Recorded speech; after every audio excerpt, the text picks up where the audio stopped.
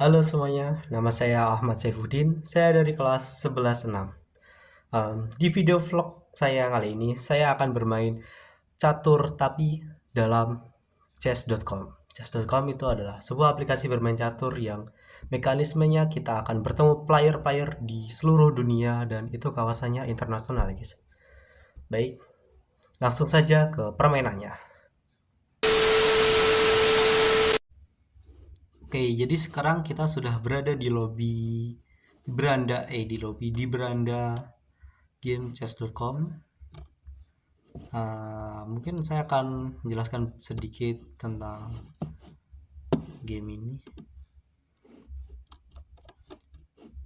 Di sini di bagian sini ada menu rumah atau bisa disebut beranda atau biasa disapa dengan lobby juga ada. Di sini kalian bisa bermain online 10 menit lawan acak atau bisa kalian atur di sebelah sini. Bisa kalian bermain peluru. Peluru ini permainan cepat ya. Jadi waktu yang kalian tentukan saat bermain catur itu cuma 1 menit. Jadi ketika 1 menit ini sudah habis, kalian dianggap kalah. Bisa juga permainan kilat itu 3 menit, ada yang 5 menit, dan juga permainan cepat 10 menit. Ada juga permainan harian, cuman aku kurang paham untuk itu. Di sini juga ada teka-teki. Kalian bisa menjawab teka-teki karena di sini batas harian sudah saya gunakan tadi. Jadi mohon maaf kita tidak bisa. Ada juga bermain dengan melawan komputer. Dan ada juga pelajaran tentang catur. Ya, walaupun jika kalian ingin belajar catur lebih dengan aplikasi ini, saya tidak merekomendasikan soalnya harus berbayar dan harganya lumayan. Di sini juga ada bagian teka-teki lagi. Ada bagian teka-teki. Di sini ada teka-teki gegas, teka-teki harian, duel teka-teki, permainan teka-teki custom. Di sini juga ada bagian belajar seperti yang saya jelaskan tadi, dan ada bagian untuk tonton. Di sini kalian bisa menonton siaran langsung dari permainan-permainan catur tingkat internasional. Kali ini ada kebetulan di bulan ini ada Olimpiade catur yang diadakan di Swedia kalau nggak salah. Oke, langsung saja nggak usah berlama-lama. Karena ini tag kedua saat saya bermain catur kemarin, ini videonya rusak, jadi layarnya cuma hitam doang, hanya ada facecam nih di sini, hanya terlihat muka saya. Jadi kita ulas permainan yang sudah saya mainkan kemarin.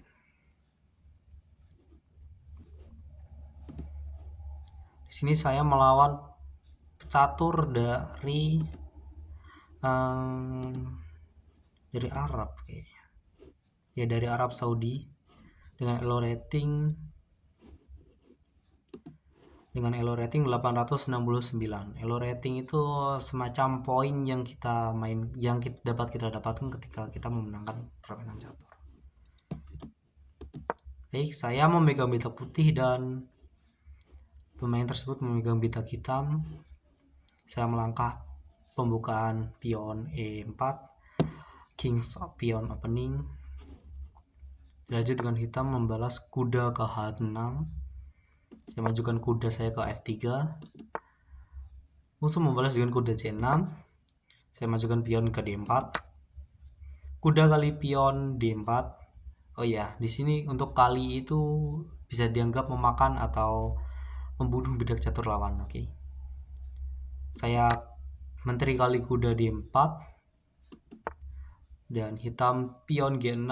Di sini terdapat kesalahan karena pion maju satu petak dan ini membuka menteri saya dapat menyerang benteng musuh. Jadi langsung saja menteri kali H8, menteri kali benteng H8. Musuh pion H6 bermaksud untuk mengurung menteri saya agar tidak bisa kabur. Saya langsung saja gajah kali kuda H6. Pion hitam memajukan pion ke D6. Saya menteri putih, menteri kali gajah F8, raja ke D7, saya gajah ke B5, skak, dan raja ke E6. Setelah menteri kali menteri D8, hitam menyerah karena dia sudah kehilangan material yang cukup banyak di sini.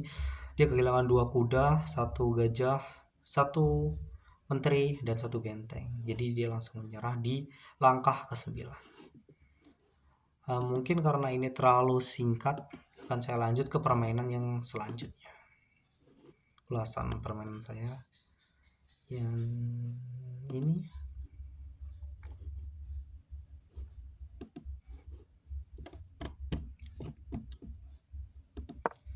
Di sini saya melawan pecatur asal Ukraina dengan nickname dengan nama Anubis 0027 dan ada emot Duolingo di sini. Dengan elo rating catur kilat 741, catur cepat 962, catur peluru 951, catur harian 1026. Saya memegang peta putih dan beliau memegang bedak hitam. Saya langsung saja ke pembukaan seperti biasa. M4, pion M4 dibalas dengan pion B6. Saya kuda ke F3, beliau gajah F7. Saya kuda C3, beliau pion G6. Saya gajah C4, beliau musuh gajah G7.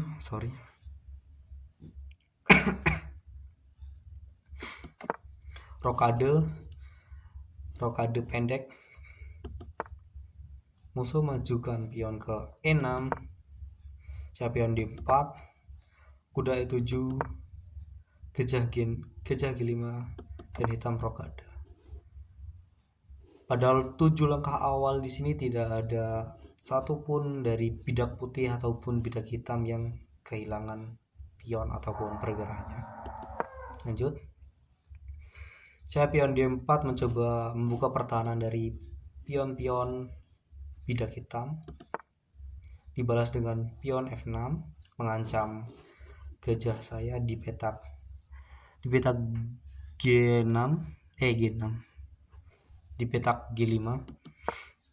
Saya majukan lagi pion D6 untuk mengancam kuda hitam. Pion kali G5. Saya pion putih, pion kali E7. Menteri kali E7. Dan di sini sebenarnya saya salah perhitungan karena saya kehilangan 1 pion dan 1 pergerak, sedangkan musuh cuma kehilangan 1 pergerak saja. Lanjut, saya majukan pion ke A4. Musuh C5. Saya menggeser benteng ke E1 untuk menambah support pion yang ada di tengah. Kita majukan G4 mengancam kuda. Saya mundur kuda ke D2. Gajah kali kuda C3 mengancam kuda. Pion kali kuda C3. Menteri ke G5. Aku kurang tahu kenapa dia mengajukan menterinya ke sini. I don't know. Lanjut. Gajah ke E2. Maksud saya di sini untuk menambah tekanan kepada pion yang ada di petak G4. Musuh kuda C6. Saya kuda C4.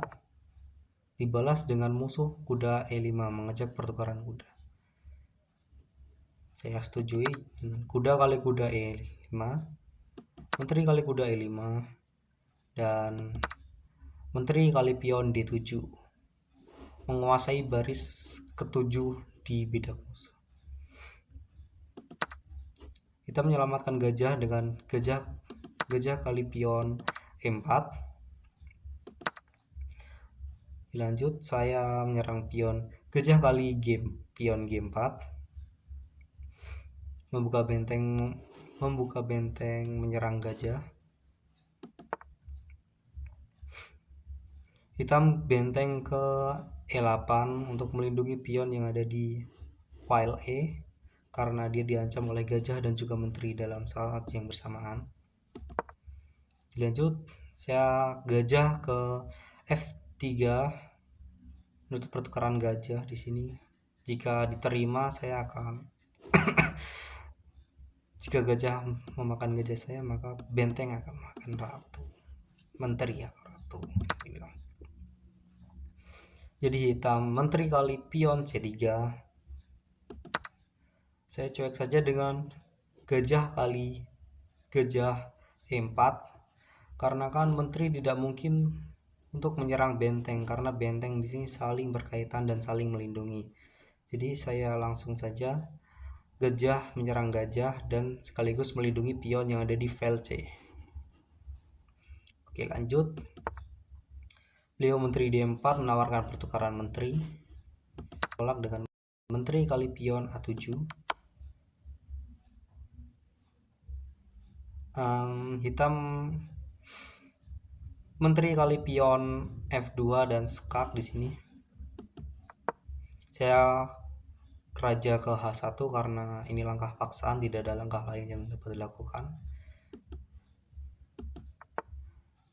Hitam benteng ke F7, memajukan benteng untuk berniat menumpuk benteng di file apa ini?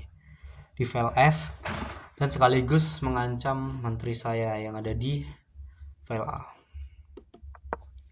Jadi saya menteri ke A6 menyelamatkan menteri tentu saja, dan benar. Kita menumpuk bentengnya ke F8. Saya gajah ke D3 untuk mengontrol petak F di sini karena ancaman skakmat yang sangat mematikan dari hitam. Menteri ke D2. Saya kurang tahu maksudnya untuk apa hitam melakukan langkah seperti ini, cuman ya hiraukan saja. Saya benteng F1 memaksa pertukaran benteng di sini dan diterima. Benteng kali benteng F1 sekaligus skak. Saya benteng kali benteng juga F1. Hitam lagi-lagi benteng kali benteng F1 dan juga skak. Saya gajah kali benteng F1. Oke, di posisi seperti ini sebenarnya bidak hitam lebih dapat kerugian karena dia kehilangan 2 benteng dan sekaligus dia hanya tersisa 1 menteri, sedangkan saya masih punya 1 menteri dan 1 gajah. Oke, lanjut. Hitam menteri makan pion C2. Saya gajah ke C4 untuk mengincar pion yang ada di file file E. Kita langsung saja menteri ke C1 skak. Saya tutup dengan gajah F1, raja ke G7, pion H3, hitam raja H6. Saya menteri C4 menawarkan pertukaran menteri dan di sini dia melakukan kesalahan dengan memajukan pionnya ke E5. Jadi menteri hitam di sini tanpa perlindungan dan saya bisa memakannya gratis tentu saja. Lanjut, jadi saya menteri kali menteri di C1 sekaligus skak ke putih, dan di langkah ke-33 ini menyadari bahwa dia sudah kalah perwira di sini karena saya memiliki 1 menteri, 1 gajah dan 3 pion yang akan bersaing dengan 5 pion bidak hitam yang secara naluriah pasti akan langsung menyerah karena menteri dan gajah ini sangat kuat, apalagi masih ada pion juga. Baik, dengan begitu di langkah ke-33 Anubis 0027 pecatur asal Ukraina mengaku kalah dengan sisa waktu 7 menit 39, dengan sisa waktu 7 menit 39 detik bidang hitam, dan saya tinggal 1 menit 59 detik. Baik, mungkin sekian dari saya. Kurang lebihnya saya mohon maaf, atau mungkin karena ada pengucapan saya yang kurang jelas atau apapun itu, saya mohon maaf. Dan bye bye.